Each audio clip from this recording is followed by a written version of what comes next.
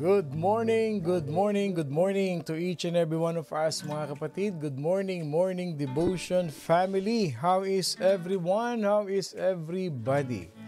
I hope and I pray na lahat tayo ay nakapagpahinga ng maayos, nakatulog ng mahimbing kagabi. Because today is another day that the Lord has made. We will rejoice and be glad in it. Magandang umaga po sa inyong lahat. Ako po si Pastor Bong, bumabati na isang mapagpalang Tuesday morning sa ating lahat. February 13, 2024. Ang bilis ng araw mga kapatid. Let me just fix my audio here. Teka lang po. Okay. At meron tayong unwanted echoes sa ating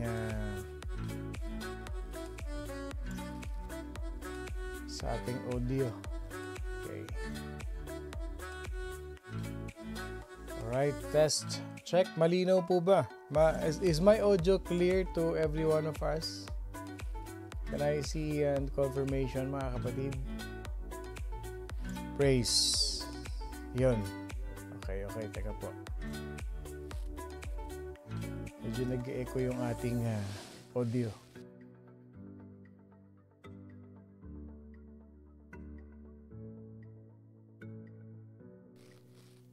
Ayan, praise the Lord.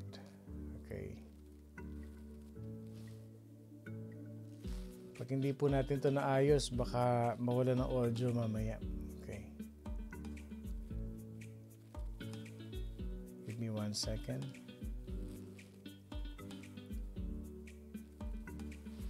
Praise, 1, 2. O yan, okay na po. Yan. Ayan, medyo okay na ating audio. Okay, good morning sa atin, sa bawat isa sa atin mga kapatid. Magandang umaga po. Welcome sa ating morning devotion. Ayan, yung mga nagda-drive nating mga kapatid dyan, ingat po kayo sa pagda-drive. Yung mga kapatid nating nasa kanilang mga trabaho, may the Lord bless the works of your hand mga kapatid. At make sure na kayo ay mga nakasuot ng inyong Bluetooth device, mga headset mga kapatid. Ayan, ingat. Yan, clear. Thank you po. Salamat mga kapatid. Thank you. Ayan, for the confirmation. Okay, excited ako for this day. As we continue yung ating living the 66 books of the Bible. And itong kasunod natin ngayong pag-aaralan, for sure medyo may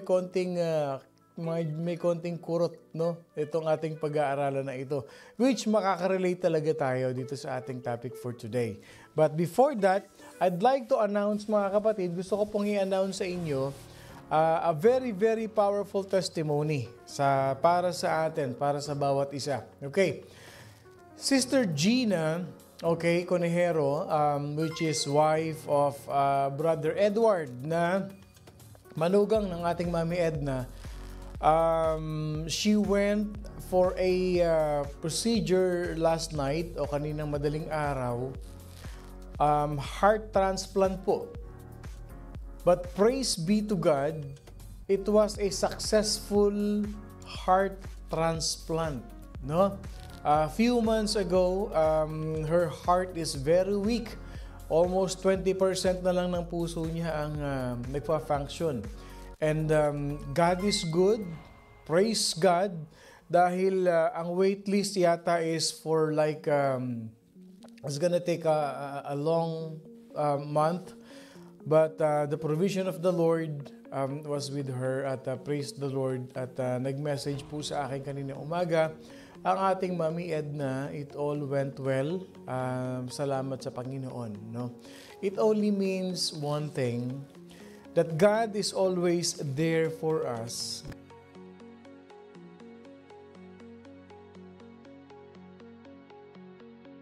Nawala yung audio natin. God is always with us.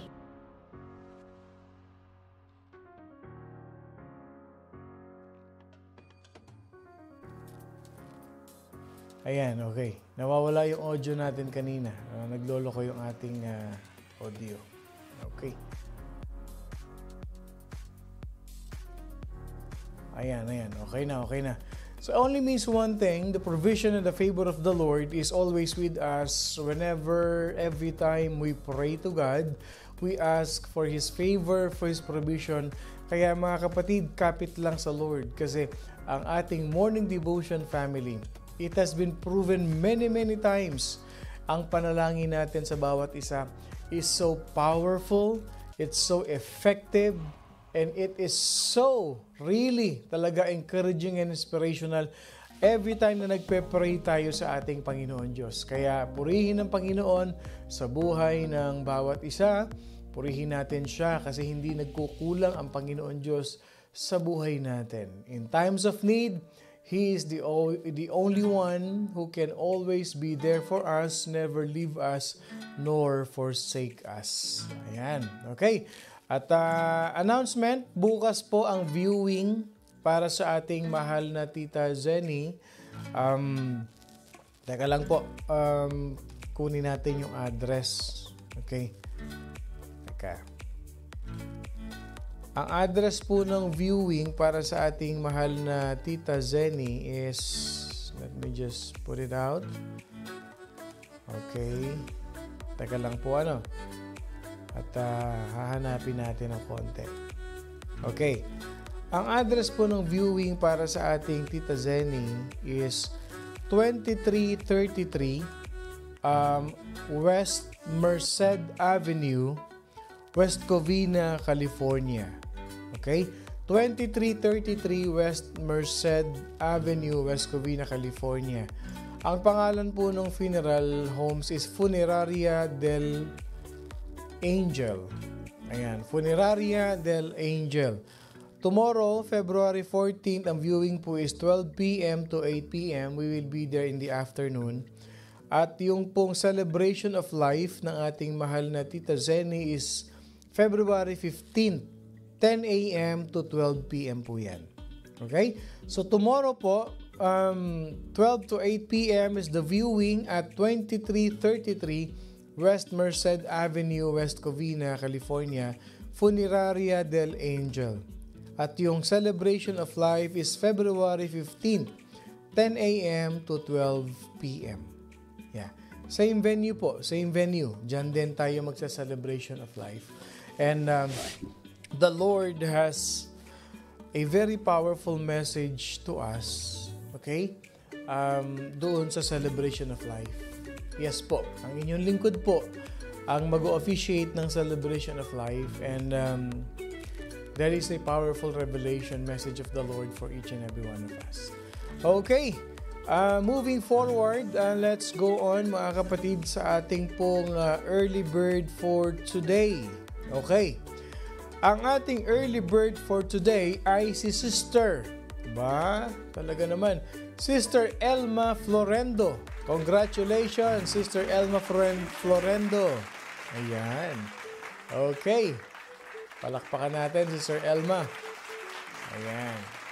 Congratulations, kapatid. Ikaw ang ating early bird for today. Ayan.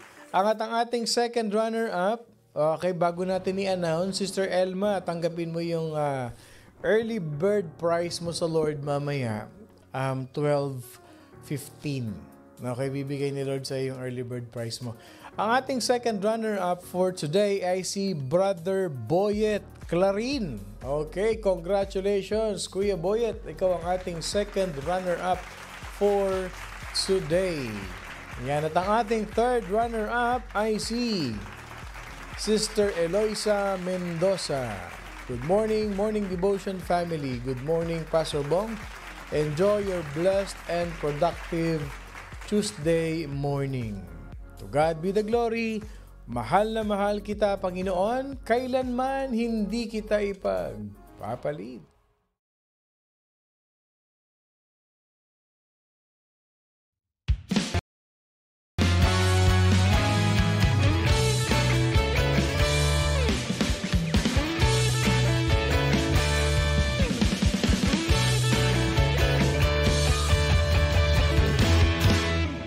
Mahal na mahal kita, Panginoon. Mahal na mahal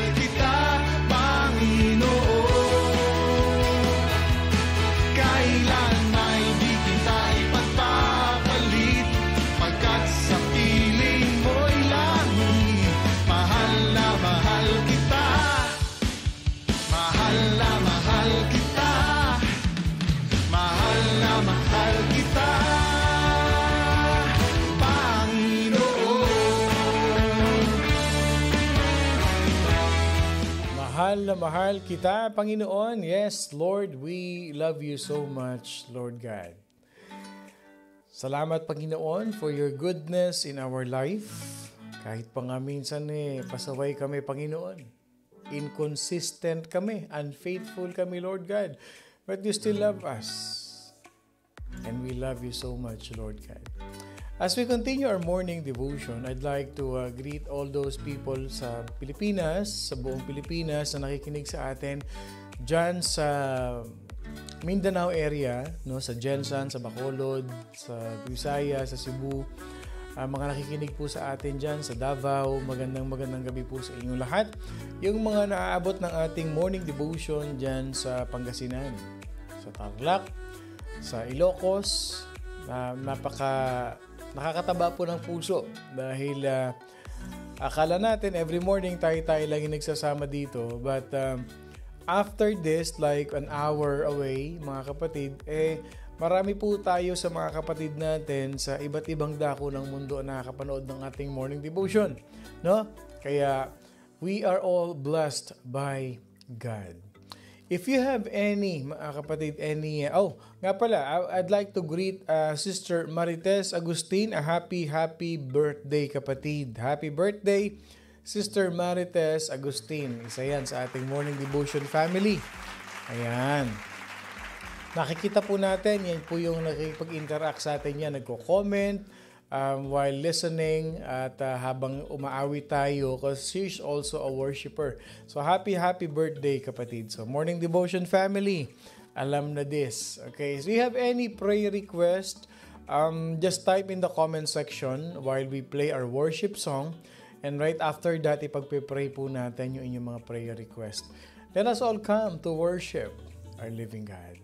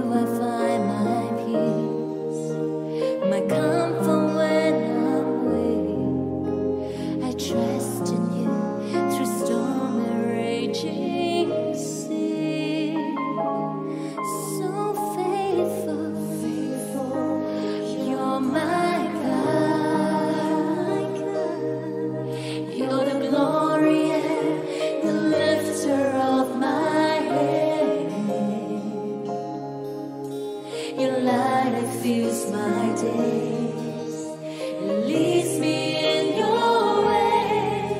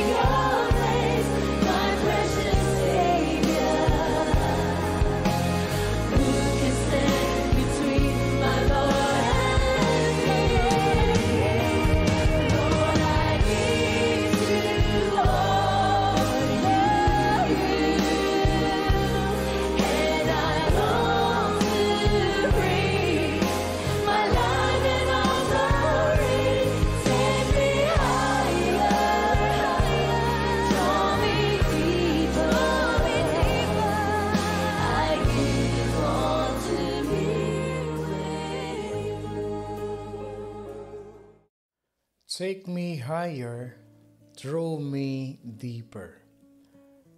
I give all to be with you. Yes, Lord, take us higher, Father God. Take us into a new level of worshiping you. Let us pray. Heavenly Father, we thank you for this wonderful, amazing Tuesday morning that you've given us today, Father God. Thank you for the gift of life. Thank you for the strength.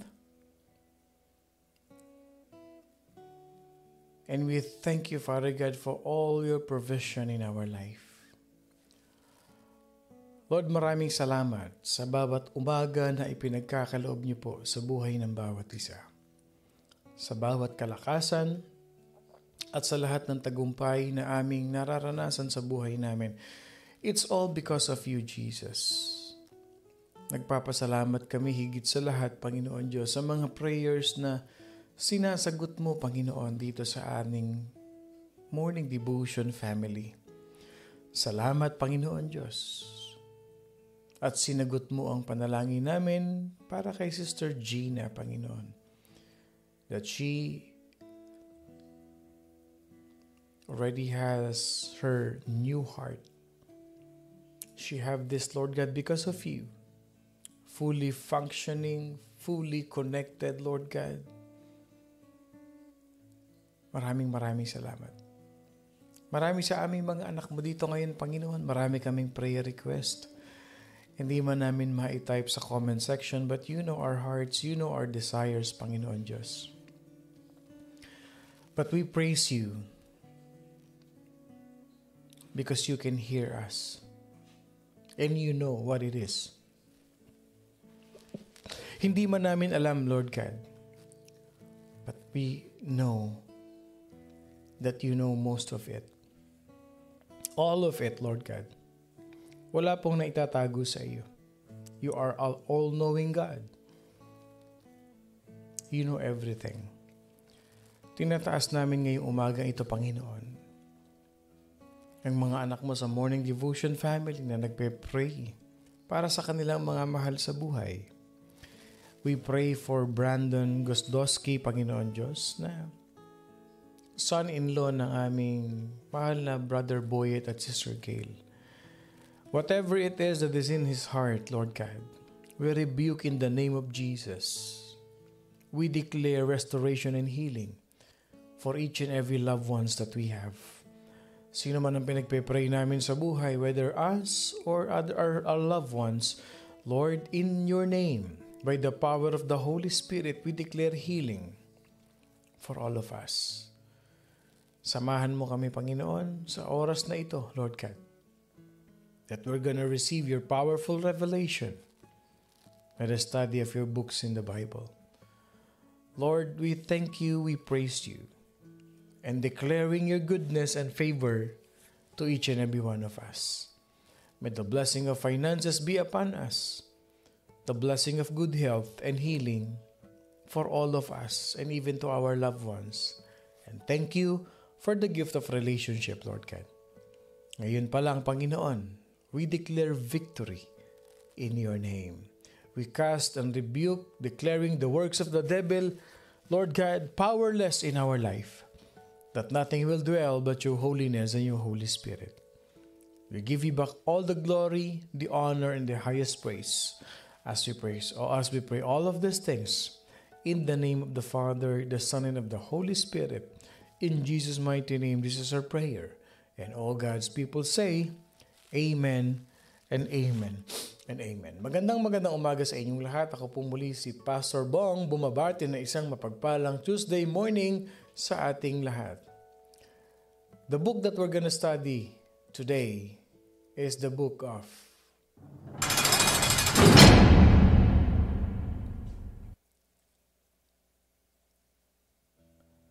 Judges.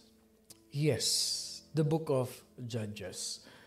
Turn your Bible to the book of Judges. The Hebrew title of the book of Judges is Shofetim. In Hebrew, That title, Book of Judges, is Shofetim. Shophetim. Shofetim. Okay. Ang ibig sabihin po nun is judges or rulers or deliverers or saviors. Okay? The judges or shofet, okay, suggest that not only the idea of maintaining judges, panatilihin yung katarungan, not only that, but to settle disputes. Mamagitan, bigyan ng hustisya ang magkabilang panig, magkaroon ng pantay-pantay na karapatan ang bawat tao sa Israel. But it also can mean liberating or delivering. Kalayaan. Okay? Pagiging malaya. First, the judges delivered the people. Okay? Then they ruled and administered justice. Okay? Bibigyan ng kalayaan ang bawat tao, bibigyan ng karapatan. Then they ruled and administered justice. Pero pangungunahan nila at bibigyan nila ng parang i-implement nila yung justice. So ito yung ibig sabihin niyan. Okay? Bibigyan ka ng kalayaan parang tayo. We are living in a democratic country. May kalayaan tayo, but there is fair and judgment. No, merong fair and justice sa ating bansang ginagalawan. Malaya kang gawin kung anong gusto mong gawin as long as hindi ka makakapanakit ng kapwa mo, hindi ka makakaistorbo ng kapwa mo kasi meron tayong justice na sinusunod. Meron tayong law na sinusunod. Okay? So yun. The book of Judges records the history of Israel from the death of Joshua. Okay, nagsimula ang aklat ng hukom or Judges nung namatay na si Joshua. Si Joshua is the successor of Moses. As leader of the Jewish people, shortly the beginning of the kingship under King Saul, which is Israel's first king. Ang unang hari ng Israel is si King Saul, mga kapatid. The book of Judges records the history of the government of Israel under 14 judges who ruled Israel. 14 na judges muna ang nag-rule o ang nanguna o ang pumalit sa leadership ni Joshua. Tandaan natin, when Moses died, ang ipinalit niyang successor niya is si Joshua. Nung namatay si Joshua, walang pumalit sa kanya. Okay? Ang pumalit sa kanya, 14 judges, 14 na hukom. Ito ang nagpatupad ng batas. Sila ang nagkontrol sa bayan ng Israel. 14 judges bago dumating si King Saul. Bago siya ang naging hari ng Israel. Okay? So, ibig sabihin, kung babasahin ninyo ang Book of Judges, the Book of Judges stands in absolute contrast to the Book of Joshua. At tatandaan ninyo, kahapon pinag-aralan natin, the Book of Joshua. In Joshua's leadership, the people of Israel, they became obedient, they became cooperative, they became united, they became a faithful people. Bakit? Because they were under the leadership of Joshua, who is a godly man. A godly man who lead the people of Israel to conquer the promised land through their trust in the power of God. Okay. Hinihimay ko to sa inyo, ha? Okay, just listen to this. Okay, huwag kayong kukurap. Mamaya ka na yung humigop ng kape. Under the leadership of Joshua, people became obedient in contrast to what they are before. Alam natin, nung pinalaya ni Moses ang mga Israelites from Egypt, they wandered in the wilderness kasi ang mga tao mareklamo. They keep on murmuring, they keep on complaining. Kaya na-delay sila ng ganong katagal. Naging 40 years sila sa wilderness because God is teaching them how to become obedient and follow God's command. Ngayon, nung namatay si Moses, pinaalala ni Moses sa kanila kung anong ginawa ni Lord. Then, under the leadership of Joshua, siguro na-realize nila, oo nga ano. So, they obeyed, they followed their godly leader, and they became obedient. Okay. So, in Judges, eto nangyari. Namatay ang godly man, godly leader nila. Sa Book of Judgment at Judges, mga kapatid, makikita natin dito, the people of Israel, who is a disobedient people, idolatrous people, and they suffered defeat. Nung panahon ni Joshua, sunod-sunod ng panalo nila. They conquered the promised land. They were able to defeat the Canaanites and different groups, different tribes sa land of Canaan, sa promised land. Pero pagdating sa Book of Judges, nawala ang leader, nagkagulo na sila ulit. Okay? They stick on their own self. Parang tayo yan eh. Nung tumanggap tayo kay Lord, naging obedient tayo, we submit to the power of the Holy Spirit. Obviously, Joshua represents the power of the Holy Spirit, which those people obeyed Him and gave them blessing and gave them victory. Tandaan mo kapatid, in our life, the more you submit to the Holy Spirit, the more you obey God, it brings victory to your life. Pero pag tinalikuran mo ang Holy Spirit, you grieve the Holy Spirit, eto namatay si Joshua. Okay, I'm not saying that, kino-compare ko lang ha. Pero the moment na hindi na sila nag-submit ulit sa will ni Lord, sunod-sunod na talo na. They suffered defeat, many defeat. Time and again. Bakit? They rebel against God. Nagrebel sila sa Panginoon. Sinuway na naman nila ang Panginoon. Dinisobey na naman nila si Lord. They don't obey the Lord's command in their life. Sinunod na naman nila yung kanilang mind, will, and emotion. They followed what they think is right for them. And they did not follow God. They rebelled against God.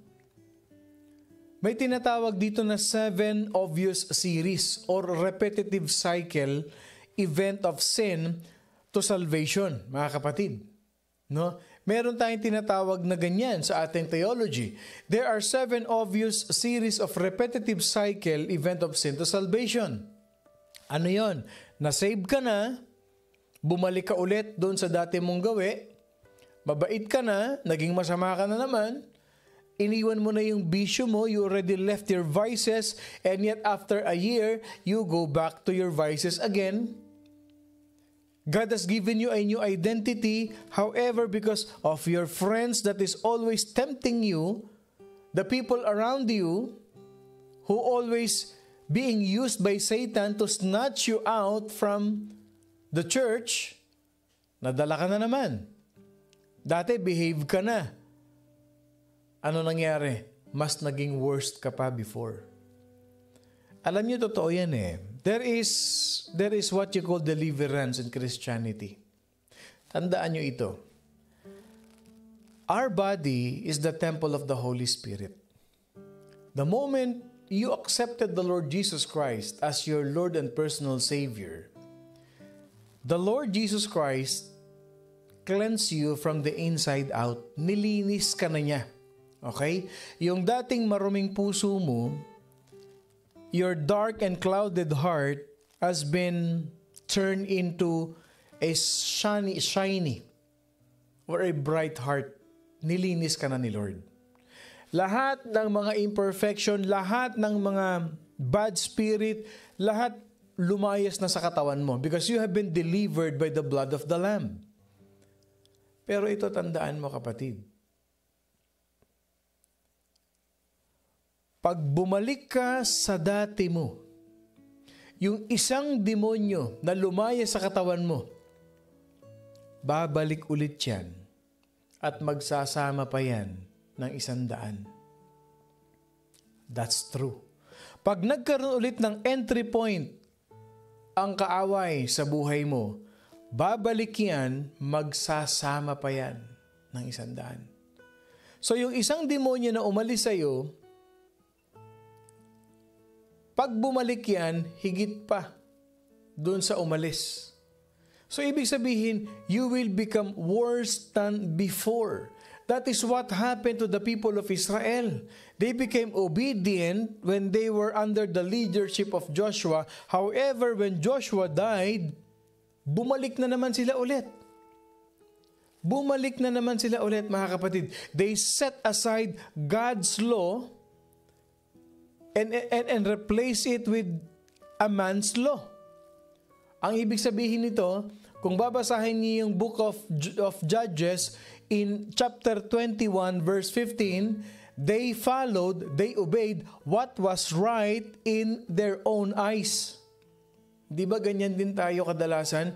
What was right in our eyes, we follow. What is right in our own perspective, we do. Regardless if it is in contrast to the Word of God. By the way, maganda ang message natin this coming Sunday. I bet, mga kapatid, I'll tell you, it is a powerful learning that we have to receive. So ano nangyari? When the people of Israel obeyed what was right in their own eyes, the result was what? Corruption from within. Nakorrupt na naman yung puso nila. Corruption from within and oppression from without. Oppression sa panglabas, corruption sa pangloob. Okay, tandaan nyo to ha. If you do what is right in your own eyes and not with the eyes of the Lord, this will happen to you. The result will be corruption from within and oppression from without. So, ibig sabihin, during the more than 3 centuries, 3 century ito mga kapatid, that this book was stretched. So, ilang taon yun? 3 centuries. God raised up military leaders to throw the enslavement of bondage and to restore the nation to pure worship. Talagang kumilos ang Lord para mabago ang people of Israel. But all too soon, pumasok talaga yung tinatawag na sin cycle. Like in every people, in every person's life. Yung bang, ang haba-haba nung tiniis mo, magugulat ka, magtataka ka dito ha. They became Christian for so many years. The parents were Christians and he was Christian since birth. And of all the years of his life, sa haba-haba ng tinakbo ng buhay niya, kung kailan tumanda, doon nagloko. Doon nagkaroon ng bisyo. Kung kailan tumanda, saka hindi mo makita sa Lord. Kung kailan tumanda, hindi mo na makita sa church. And yet they are so proud to say, father ko, mother ko, Christian. Nasa ministry ako dati, and then what happened to you? Pumasok na yung sin cycle. Na-corrupt na siya, na-oppress pa siya ng kaaway. So imagine this, gaano kahaba yung process na ginawa ni Lord sa kanya, sa mga tao ng Israel? 3 centuries. Even in the time of Joshua, there are military leaders, godly military leaders, just to set free the people of Israel from the bondage of slavery. Even their spiritual life, ginamit nila si Joshua sa kanila.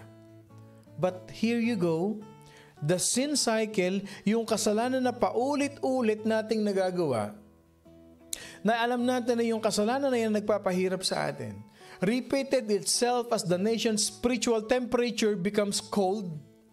Lumamig sila sa Panginoon. So it reminds us as well that our God is merciful, our God is gracious, who is willing to what? To restore us and bless us when we fall. Ang tigas ng ulo ng mga Israelites, but God is always there for them, to restore them, to forgive them, to give mercy, and to give grace to them. So anong matututunan natin sa Book of Judges? God is so patient, and God is always willing to extend grace, to extend mercy to His people, to us. Even when we engage in a centuries-long cycle of apostasy and judgment, then repentance, yung pagsuway natin sa Panginoon Diyos, hindi mo ba napapansin? In your entire life, you always commit that mistake. You always made that mistake. Na pagdating ng Sunday, magre-repent ka, magwo-worship ka, hingi ka ng sorry kay Lord, but here you go again. Pagdating ng weekend, hindi mo na naman mapigilan ng sarili mo, nakaharap ka na naman dyan sa bisyo mo, at naka-live ka pa.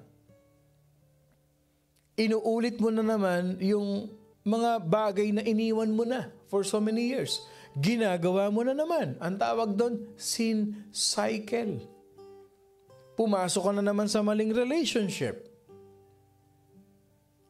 Hindi mo na naman napigilan ng bibig mo. Hindi mo na naman napigilan ng pag-iisip mo. Sin cycle. Church, dapat nating tandaan to. Let us always remember this. Obedience always brings blessings to our life. Yang theme na yan, kahit na matigas ang ulo ng people of Israel, God forgave them because God is merciful. That's who He is. Sino sumulat ng Book of Judges? Ang sumulat niyan, mga kapatid, unknown. The author of the Book of Judges is unknown.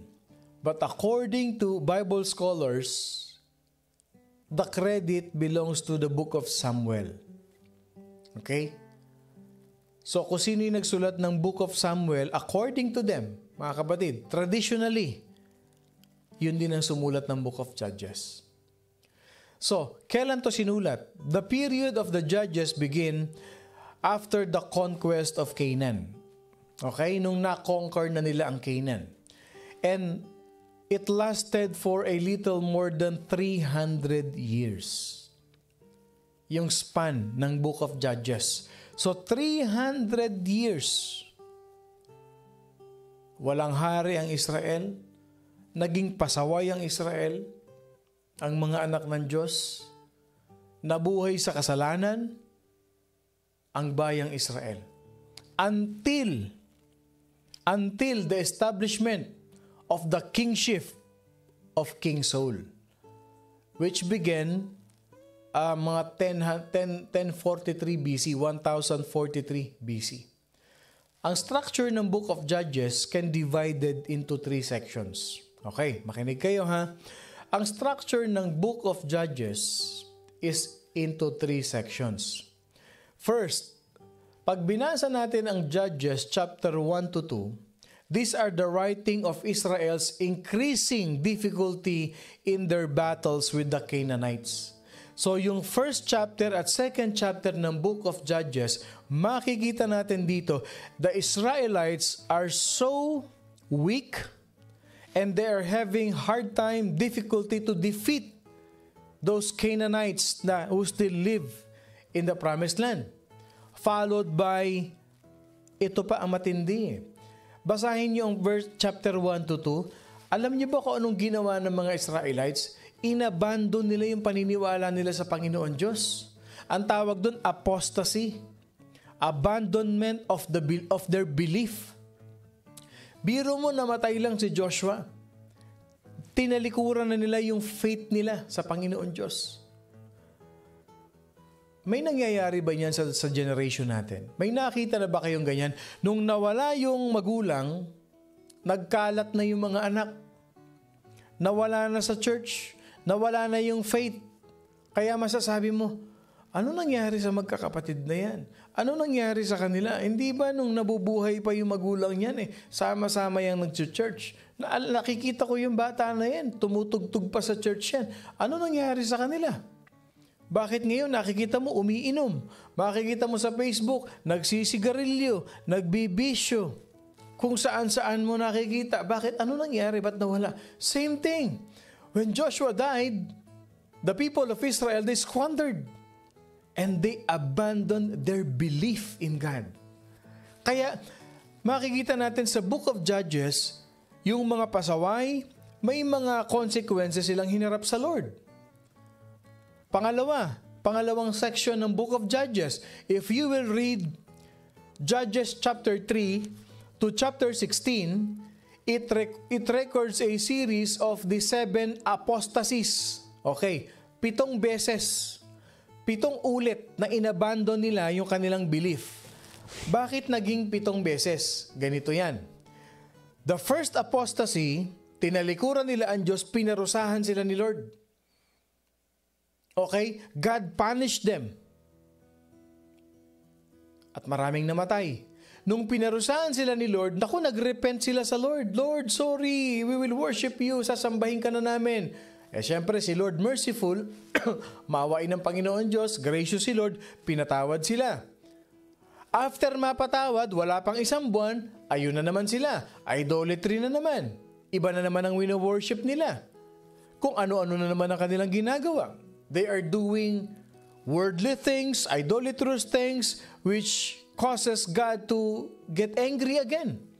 So paparusahan na naman sila. God will punish them again. Kaya sa Judges chapter 3 to 16, you will see that 7 apostasies followed by oppression from outside forces. Biro mo, not only that God is punishing them, but the people of Canaanites, yung mga Moabites, mga Ammonites, sinusugod sila, pinapatay sila.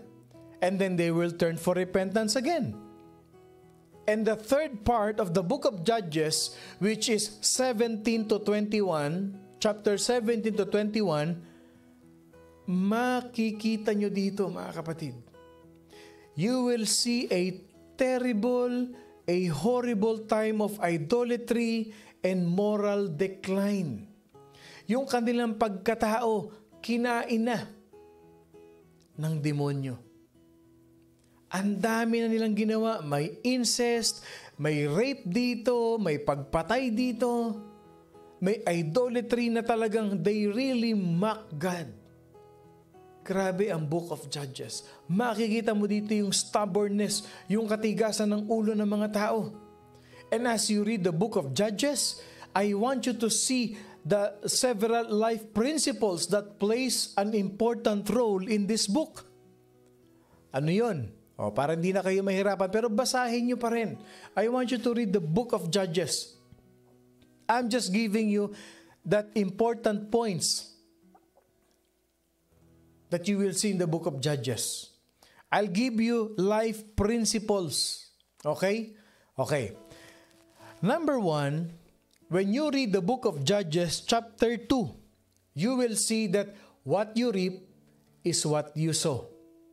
More than you sow. And later than you sow. Kung anong itinanim mo, siya mong aanihin. Higit pa sa itinanim mo. And later than you sow. Makikita mo, yung inaani mo parang walang katapusan. Walang katapusan na pag-ani. So kung nagtanim ka ng kasamaan, if you sow bad things, you will reap bad things, worse things, and it prolonged. Ano ba to? Nagsisi na nga ako, bakit inaani ko pa rin? Yan ang nasa loob ng Judges chapter 2. Pag pumunta ka naman sa Judges chapter 3, you will see the dark moments of our life will last only so long as is necessary for God to accomplish His purpose in us. Makikita mo na yung mga masamang nangyayari sa buhay natin, dark moments in our life, hindi mo kontrolado. You cannot control it. You cannot control it. Only God does control of it. And God knows that it is necessary for you to suffer that long dark moments of your life to accomplish His purpose in us. Kaya tuloy minsan may experience natin sa buhay natin. Ano ba itong sunod-sunod the wordly term, kamalasan sa buhay. Bakit ba sunod-sunod ang trials ko? Sabi ni Lord, hindi pa ako tapos sa iyo. Because I need to accomplish something in your life.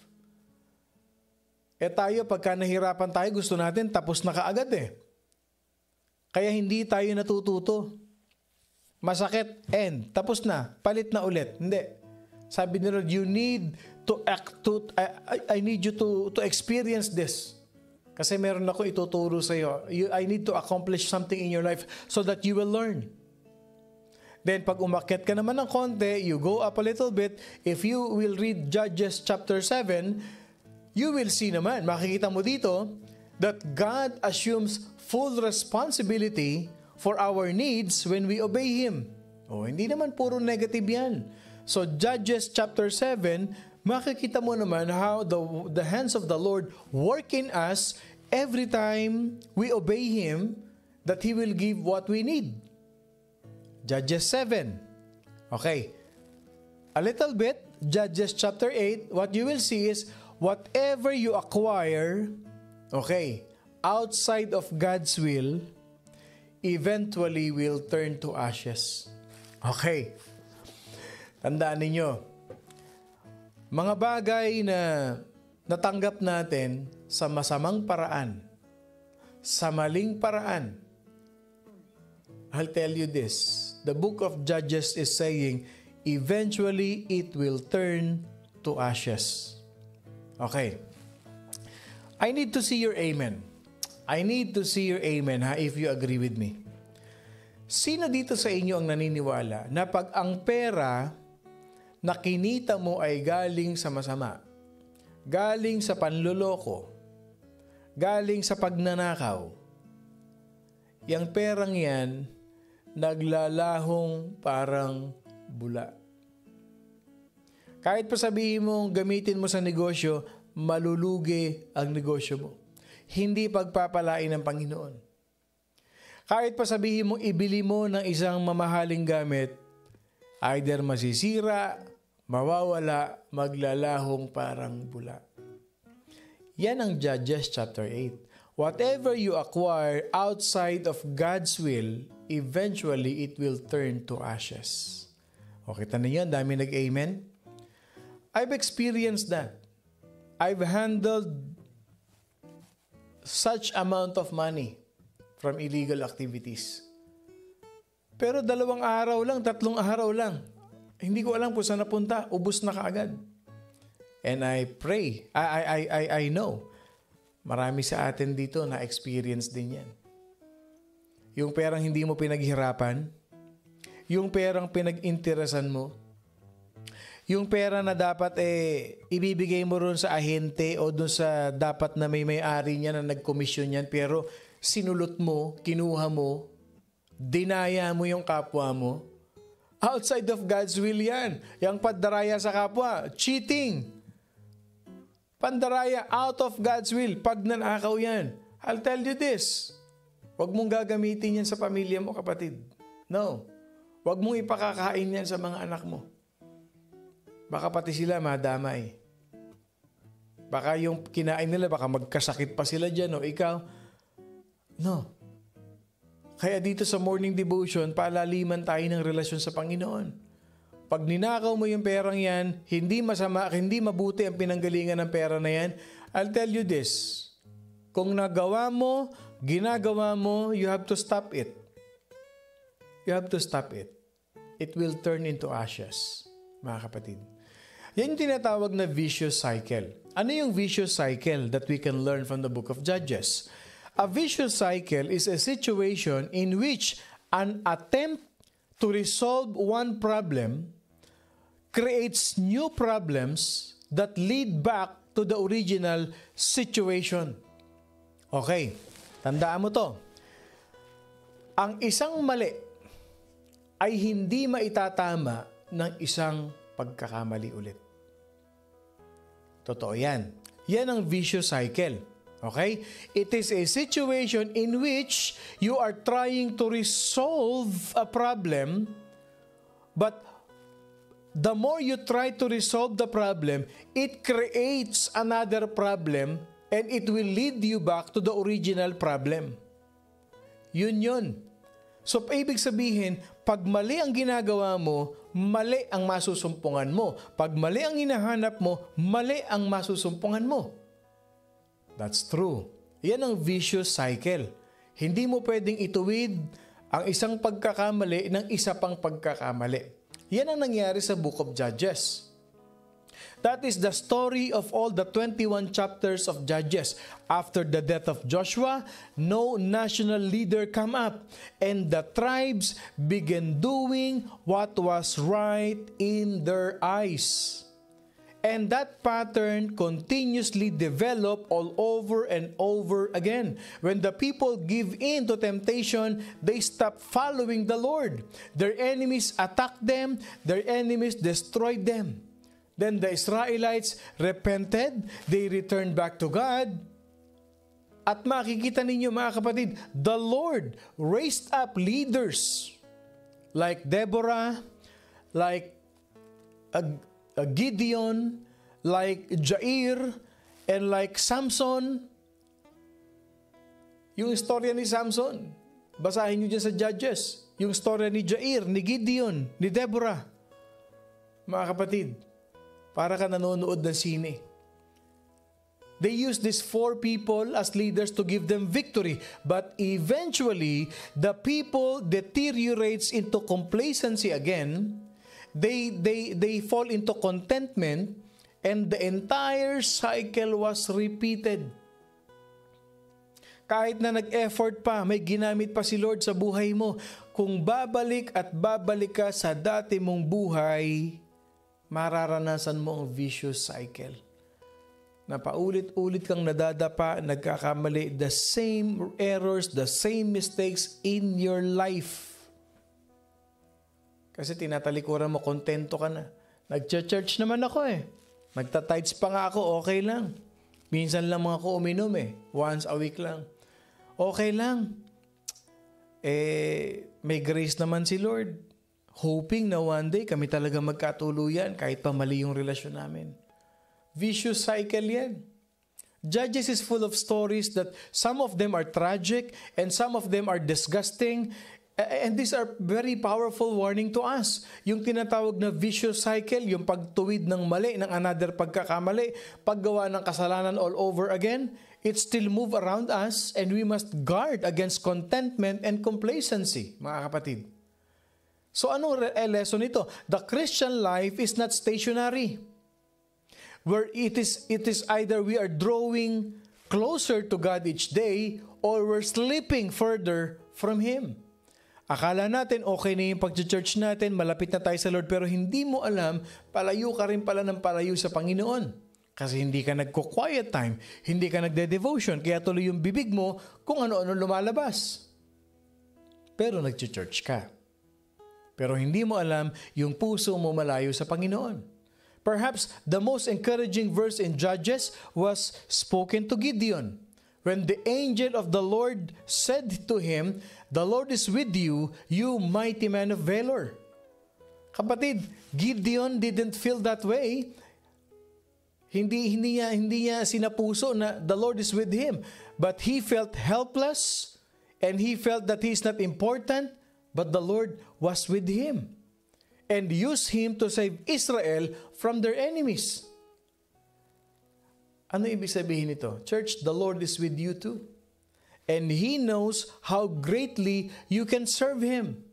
So do not allow those lapses, do not allow those carelessness, sayang yung potential mo kapatid. Nagagamit mo sa iba. Huwag mo hayaan yung mga small sins na yan sa buhay mo, yung mga malaking pagkakamali mo sa buhay mo o yung pagiging busy mo, ma-distract ka doon sa devotion mo kay Lord para mag-serve sa Kanya. You have to draw close to Him every day with Jesus. Every day should be better than before. Kung naging prayerful ka ngayon, gawing mong mas prayerful ka pa bukas. Okay? Pasok na ngayon tayo sa key theme natin. Okay? The key theme. Ano ang theme ng Book of Judges? We must break the cycle of lack of interest in serving God because of sin, because of situation, because of our defeat, because of our despair, and fight it with the power of long-lasting repentance and revival from the Lord. I-break na natin yung cycle na kaya hindi tayo makapag-serve sa Lord kasi nagigilty tayo, may ginatawa tayong mali, may kasalanan tayong ginagawa. I-break mo na yan, but instead, you repent and be revived by the Word of God. Ano ang challenge sa atin ng Book of Judges? Our challenge is this. I want us to examine ourselves to see if we are closer to the Lord today than you were yesterday. Suriin natin yung sarili natin. Malapit ba ako sa Panginoon ngayong araw na ito? Mas malapit ba ako ngayon kaysa kahapon? Examinin natin sarili natin, mga kapatid. At i-reject natin yung complacency at i-reject natin yung contentment na okay lang yan. Ako naman ang gumagawa sa church pag linggo. Hindi ko na kailangan yan. Bakit pa ako magwiwi ng soul? Bakit pa ako mag-cell group? Bakit pa ako magba-Bible study? Bakit pa ako magme-mentoring? Naghihirap naman ako every Sunday. May ginagawa naman ako every Sunday. So yung whole week, akin na yon. Draw near to God. Do the works of the Lord. You always have to remember that as you draw near to Him, He will draw near to you. Huwag mong hayaan na every Sunday lang kayo nagkukwentuhan ni Lord at nagkakausap. Make it a lifestyle na araw-araw kinakausap mo siya. Ano ang key verse natin sa Book of Judges? Our key verse for the Book of Judges is in chapter 2, verse 18 to 19. And when the Lord raised up judges for them, the Lord was with the judge, and delivered them out of the hand of their enemies.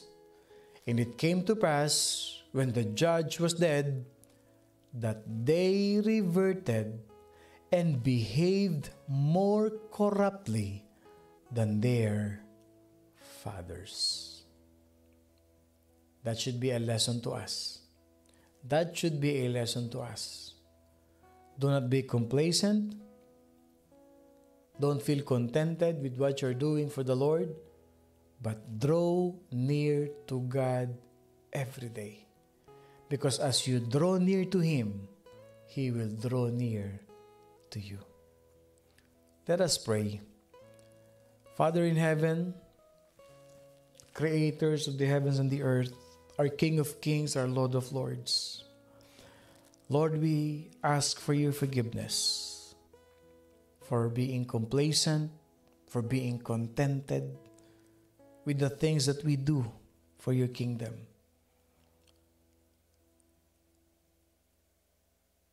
Na hindi kami dapat maging masaya lang, Panginoon, every Sunday, but every day ng buhay namin dapat nakikipagkwentuhan kami, may devotional time kami, meron kaming quiet time sa iyo, Panginoon, that we want to draw near to you every day. Gusto naming mapalapit sa iyo araw-araw, Panginoon.